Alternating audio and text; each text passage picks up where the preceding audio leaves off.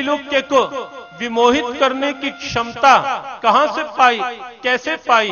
कारण एक ही, बांसुरिया ने अपने आप को अंदर से खाली कर दिया, अर्थात अपने अहंकार को बिल्कुल समाप्त कर दिया। और दूसरी बात, बांसुरिया ने यह निश्चित कर लिया कि आज के बाद मेरी कोई आवाज नहीं, जो कन्हैया की आवाज बस वही मेरी आवाज, जो कन्हैया का स्वर बस वही मेरा स्वर, मेरी निजी कोई आवाज नहीं। जीवन में जहां ये स्थिति बन जाए, अंदर का अहम परमात्मा के चरणों में समर्पित हो जाए। पंडित राम प्रसाद बिस्मिल राष्ट्रभक्ति का एक अद्वितीय उदाहरण तो थे ही थे, लेकिन साथ साथ प्रभु भक्ति का भी अद्भुत भाव उनके जीवन में था।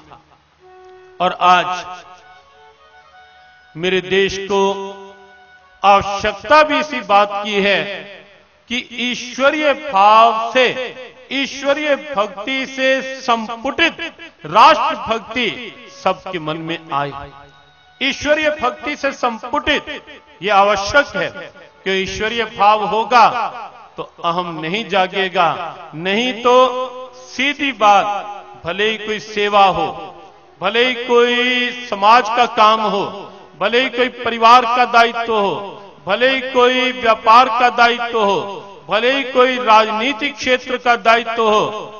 हमारे अनेक राजनेता यहां बैठे हैं, लेकिन सबको पता है कि मंच पे हम बात स्पष्ट ही कहते हैं, भले ही राजनीतिक क्षेत्र हो या कोई भी क्षेत्र हो, यदि ईश्वरीय भक्ति साथ नहीं है, बहुत से लोग पूछते हैं कि क्या आवश्यकता है ईश्वर की, क्या आवश्यकता है धर्म की? ईश्वर की आवश्यकता यही है, वो साथ होगा तो जीवन में अहम नहीं आएगा, जीवन में मैं नहीं पनपेगी। पंडित राम प्रसाद की बात, बिस्मिल की बात आपसे कही जा रही थी। उन्होंने एक जगह कहा, मालिक तेरी रजा रहे और तू रहे।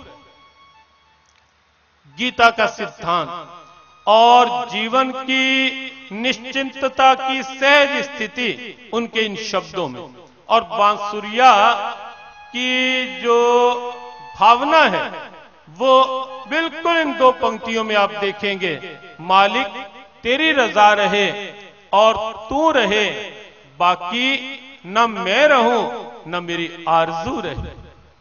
मालिक तेरी रजा रहे, तेरी इच्छा।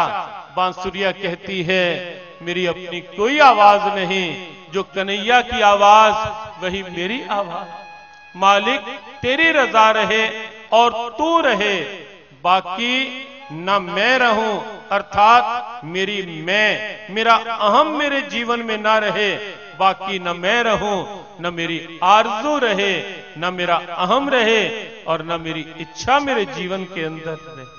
तेरी इच्छा मेरी इच्छा। और अहंकार की तो कोई भूमिका ही नहीं जीवन में, इसे तो जितना शीघ्र हो सके, आज समापन के सत्र में कुछ बातें हम पक्की कर लें। सुनना अच्छा है लेकिन पर्याप्त नहीं है। सुनना आवश्यक है लेकिन सुनना सब कुछ नहीं है। व्यवहार, आचरण, चिंतन, इन बातों को जीवन में आत्मसात करने का संकल्प, दृढ़ता जीवन में, सत्संग की पूर्णता केवल इस बात से नहीं हो जाएगी कि सत्संग में इतनी भीड़ आई। सत्संग की पूर्णता केवल इस बात से होने वाली नहीं है कि आयोजन कितना अच्छा था, कितना सुंदर था, कितना बड़ा था। सत्संग की पूर्णता केवल इन बातों की मोहताज नहीं है। सत्संग की पूर्णता तो तब होगी जब सत्संग की कोई एक प्रेरणा हमारे जीवन में मुखरित होकर हमारे जीवन की दिशा बदल दे। पूर्णता तो वहां। आओ इस आयोजन, इस रूप में पूर्णता की ओर ले जाने का मन बना। व्यासपीठ पर बैठना व्यसन नहीं, व्यवसाय नहीं, केवल एक ही बात ही नहीं, एक ही कसक मन में रहती है। इतनी अनूठी, इतनी दिव्य, इतनी उदार, इतनी अलौकिक हमारी संस्कृति, हमारी प्रेरणाएं, और हम उनसे वंचित रहकर कैसे दारिद्रता का सा जीवन जी रहे हैं। परंपराओं को संभालें, प्रेरणाओं को आत्मसात करने का मन बनाएं, और उसमें आज ये बात निश्चित कर लें कि जीवन में मैं नहीं, अहंकार नहीं, डोर सौंप दो। जितना शीघ्र हो सके जीवन की डोर सौंप दो उस कुशल सारथी के हाथ में। बहुत कुशल सारथी, निश्चिंत हो जाओ ये कह करके अब सौंप दिया इस जीवन का सब भार तुम्हारे हाथों में, सब भार तुम्हारे हाथों में। अब सौंप दिया इस जीवन का सब भार तुम्हारे हाथों में, सब भार तुम्हारे हाथों में।